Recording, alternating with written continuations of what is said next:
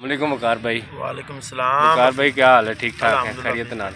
अच्छा वकार भाई 2 मिनट पे हम 5 मिनट पे ना हर चीज़ बंदे अगे पई होंगी है तो बंदे की जरूरत नहीं है कि बंदा कोई चीज़ खा जाए।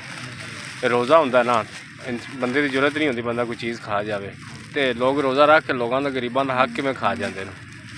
बस हफीज़ भाई इंदी ये है कि अल्लाह पाक ने फरमाया कि मैनू ऐसे तुहाडी भुख प्यास की कोई ज़रूरत नहीं जिंदे विच तुसी मूँह का रोज़ा रखा हो और लोगों का हक खाओ और जिहड़ा है लोगों को बेजा तंग करो उन्होंने तुहाडे तो तकलीफ पहुँचे। ऐसे रोज़ा क़यामत वाले दिन तुहाडे मूँह के उत्ते मार दिता जाएगा और ऐसी इबादत जिस दे विच सिवाए तुसी भुख प्यास दे तुहानू कोई उनका ना हासिल ज़रब ना होवे।